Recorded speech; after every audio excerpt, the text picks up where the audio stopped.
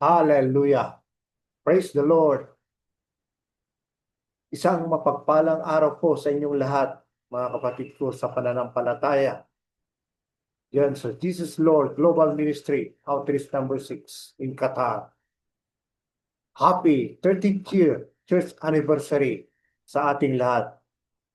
Tunay na napakabuti ng Panginoon dahil sa loob ng 13 years, hindi niya tayo iniwan, hindi niya tayo pinabayaan.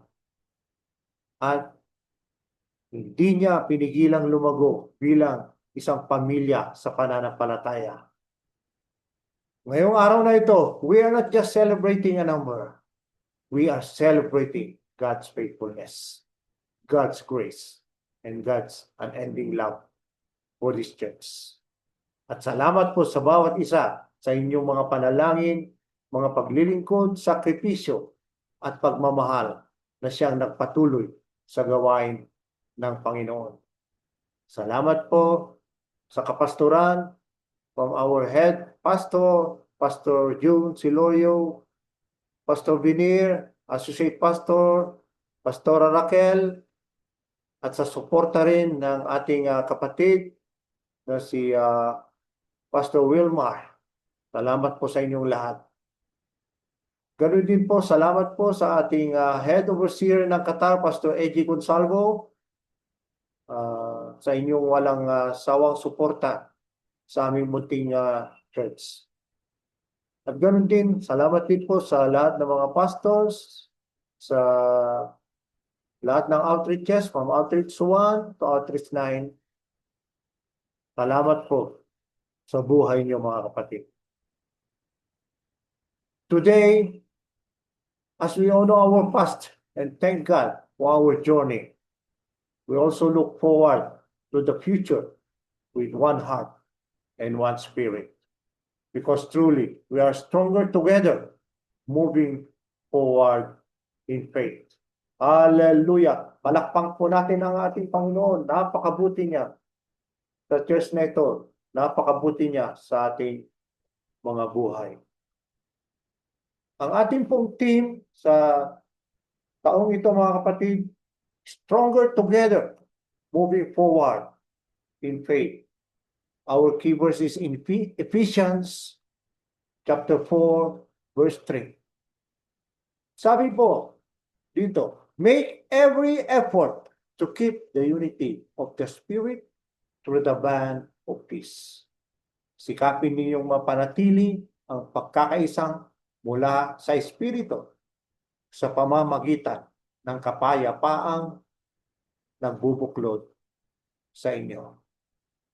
Tayo po'y manalangin mga kapatid. Let us pray. Heavenly Father, we thank you Lord once again for gathering us in one body, one spirit, and one soul, Lord Jesus. Father God, as we hear your message today, Lord, may your wisdom and knowledge pour out to each and every one of us, Lord, so that we can understand, Lord, your message with simplicity, O God. Father God, as you use me as your channels of your message today, hide me at your holy back, Lord, so that all the words that will come from my mouth will be a blessing to each and every one of us, O God. Do not let us depart not understanding the true meaning of your words today, Lord Jesus. Father God, we continue to claim the victory right now. All glory is yours, Lord Jesus. This is our prayer in Jesus' mighty name. Amen and amen. Hallelujah. Palakpakan po natin ang ating Panginoon. Hallelujah. Make every effort to keep the unity of the Spirit through the bond of peace. Hindi po sinabi ni Paul, if possible. Hindi rin niya sinabi, kung may oras kayo. Ang sabi niya, make every effort. Ibig sabihin, pagkakaisang pinaghihirapan, pinananalangin, at prinoprotektahan. Hallelujah. Unity is not just a church value. It is a spiritual weapon. It is something the enemy fears because he knows that a united church is an unstoppable church. When Apostle Paul says in Ephesians 4:3, make every effort to keep the unity of the Spirit, he is telling us that unity is not automatic. It is not natural. It is not effortless. It must be protected, guarded, and fought for. Why? Because a church that is united becomes stronger than any storm it faces. Mga kapatid, sa loob ng 13 years, ang church na ito, JILGM Outreach 6, ay tumayo, lumago, nagkaisa at nagtagumpay. Hindi dahil perfecto tayo, kundi dahil nandito ang Diyos. Pero mga kapatid, may isang katotohanan hindi natin dapat kalimutan. Walang simbahan ang umuusad ng nag-iisa. Lahat ng malalakas na simbahan ay nabubuo sa pagkakaisa. The devil doesn't fear a big church. He fears a united church. He doesn't fear a worship team. He fears a worshiping church.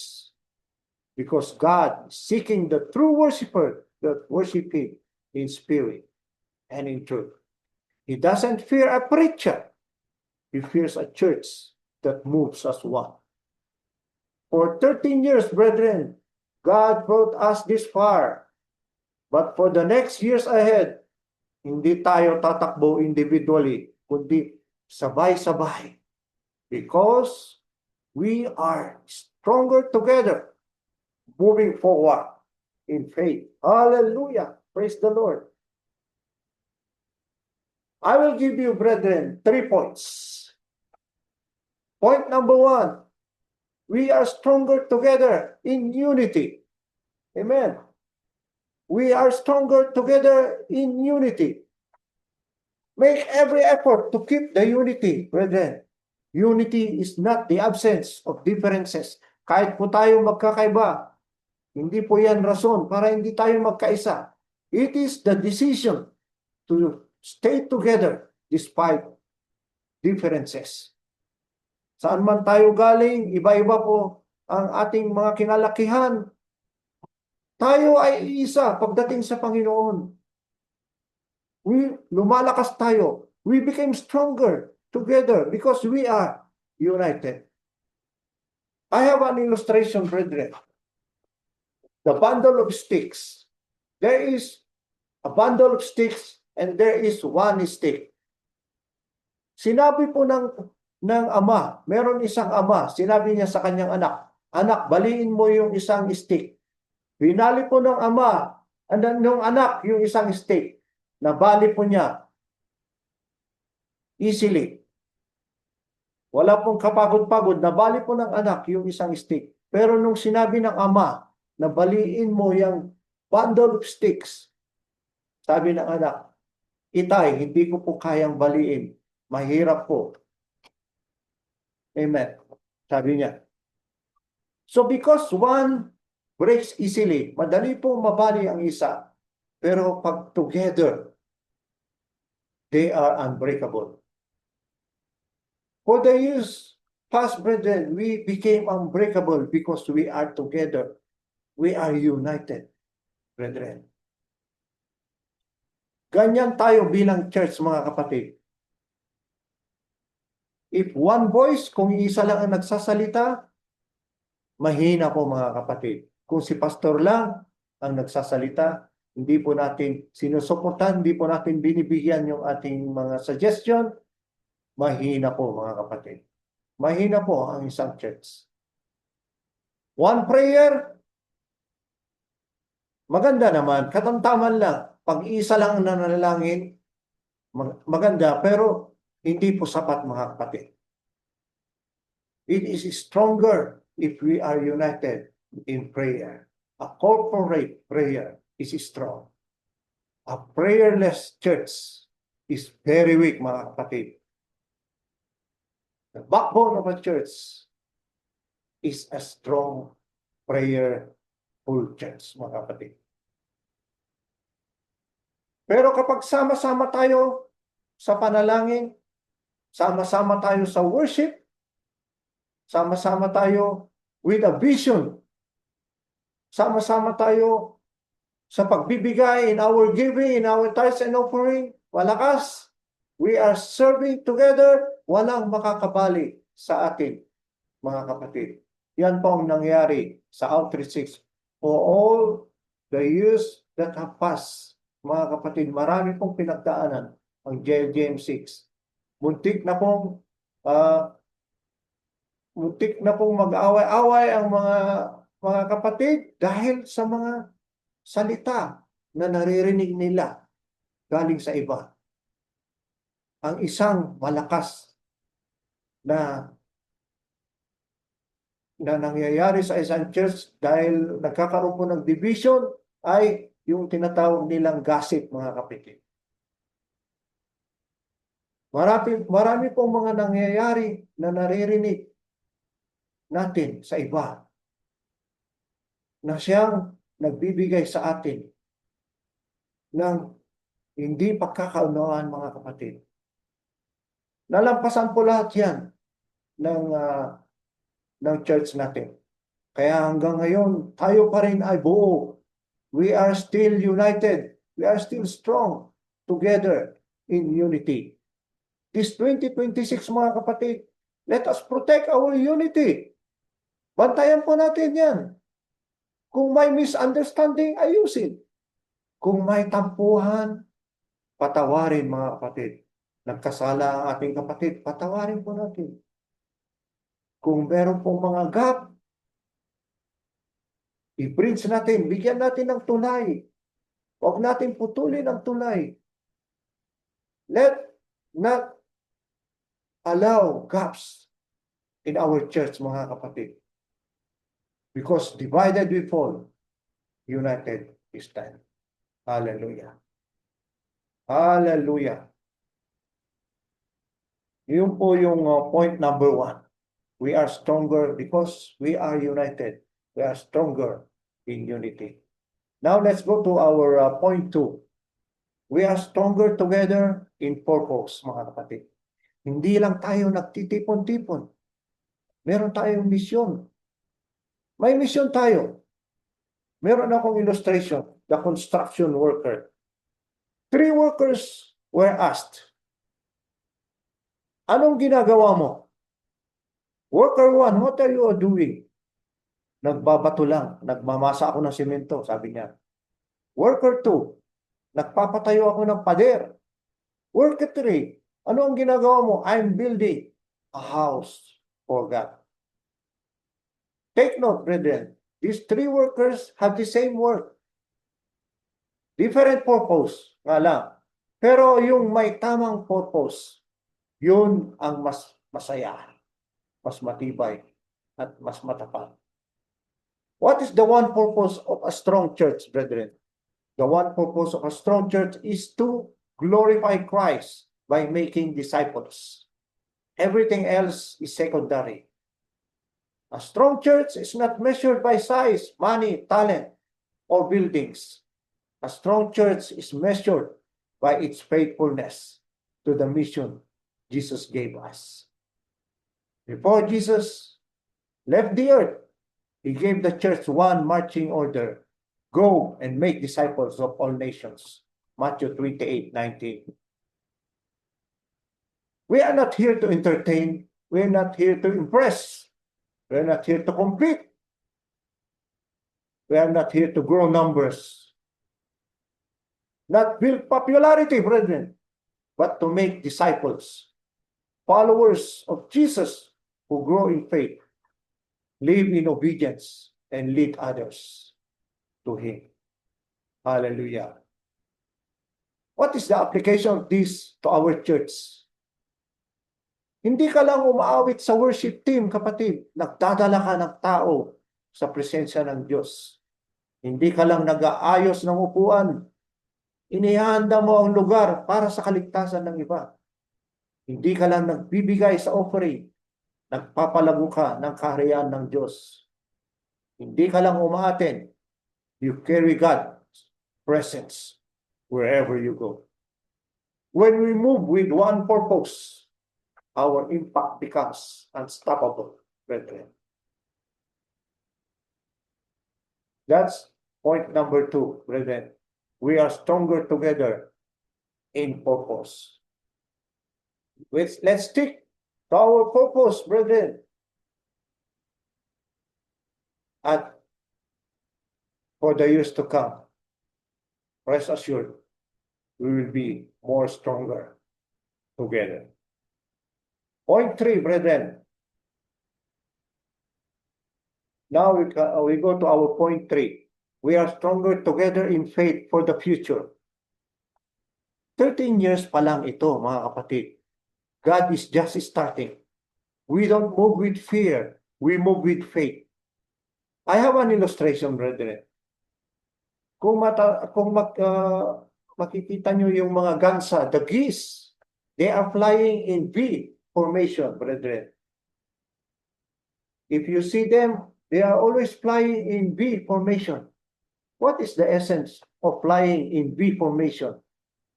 Kapag lumilipad ang mga gansa, yung mga geese, lagi silang naka-V formation. Bakit? Because the wind from the first goose lifts the second, and the second lifts the third.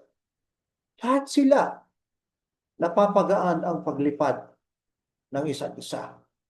And they can travel 70% farther than flying alone. Hindi po kaya ng pastor. Hindi po niya kayang mag-isa. Kailangan po ng suporta ng mga elders, suporta ng mga members. At pag nagsama-sama lahat, ito ay malakas. It is a stronger because in faith for the future. Amen.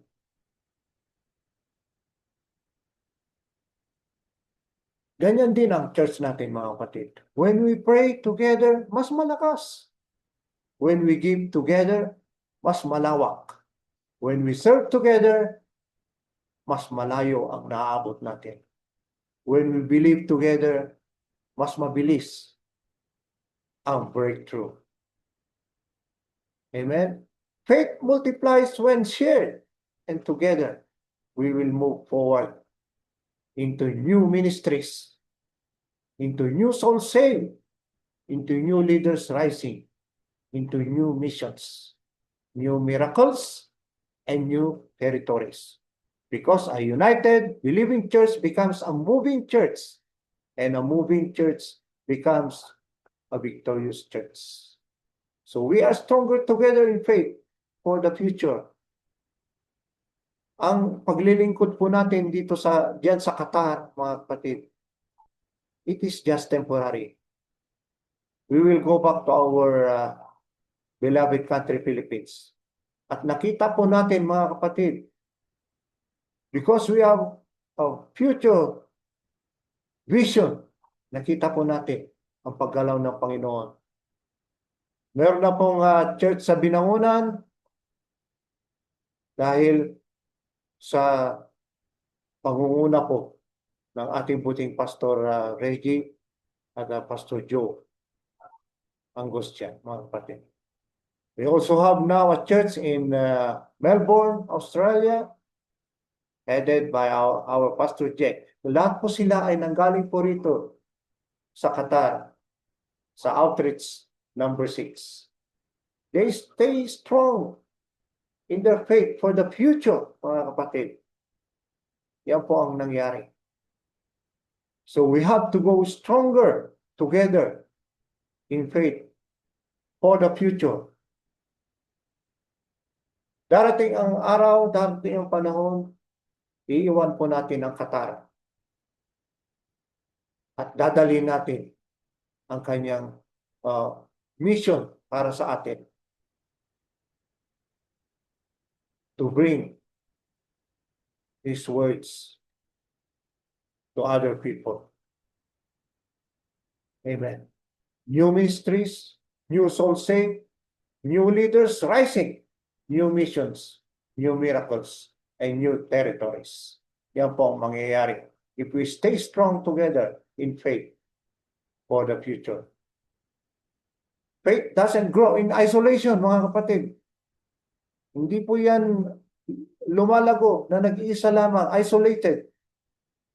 No one becomes stronger spiritually hiding in the corner. No believer matures by fighting battles alone. The Bible says, encourage one another and build each other up. 1 Thessalonians 5:11. Let me repeat that one, brethren. Let us encourage one another and build each other up. Pagpalakasan po tayo. Amen. Pag may mahina, palakasin. Pag may bumagsak, patayuin, mga kapatid. Tulungan po natin. When your faith is weak, someone else's faith becomes your strength. When someone else is discouraged, your testimony becomes their hope. When one person falls, the church lifts them up. When one person falls, the church lifts them up. We cannot face the future alone, but together, nothing can stop us. Yan po yung tatlong puntos na nais ko pong parating sa inyo para sa ating anniversary message of God, mga kapatid. Point 1, we are stronger together in unity. Yung point 2, we are stronger together in purpose. And point 3, we are stronger together in faith for the future. Amen. Tanda po natin yung mga tatlong pustos na yan. Unity, purpose, and future, brethren. Hallelujah. Palakpakan po natin ang ating Panginoon, mga kapatid. Hallelujah. So let's go to our conclusion. I hope you are happy now, brethren. Hallelujah. So church, listen. For 13 years, God sustained us. Amen. Thank you, Lord. For the next years, God will advance us. Amen. Not because we are strong, not because we are many of you, not because we are skilled, but because we are one, brethren. Hallelujah. Praise God. As a declaration for 2026, we will move forward. We will move in unity. We will move in purpose. We will move in faith. We will move together. This is not just an anniversary theme, brethren. This is a prophetic direction for the coming years. Be strong. We stay stronger together. We moving forward in faith. God is not finished with us yet. We are just getting started. Hallelujah. Hallelujah. Let us give the best clap offering to our Lord. Let us bow down and pray, brethren. Hallelujah. Heavenly Father, we thank you, O God, for these 13 years that you have given to this outreach, O God.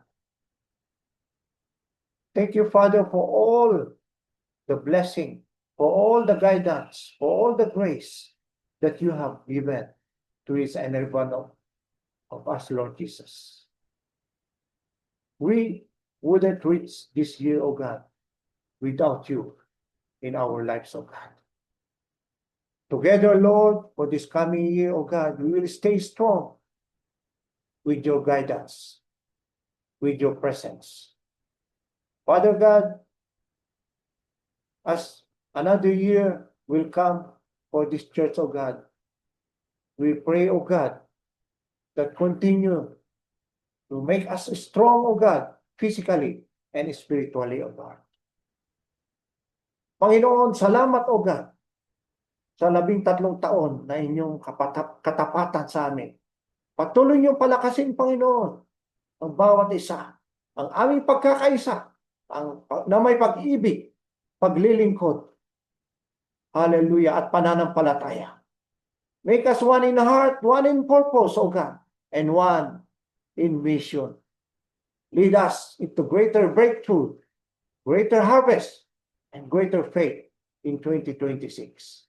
We declare, O God, stronger together, moving forward in faith. This is our prayer in the mighty name of our Lord Jesus Christ and the coming of the Holy Spirit. All glory is yours, Lord. And all my brethren will say, a mighty amen and amen. Hallelujah. Hallelujah. So once again, brethren, I would like to extend my warmest greeting to all of us.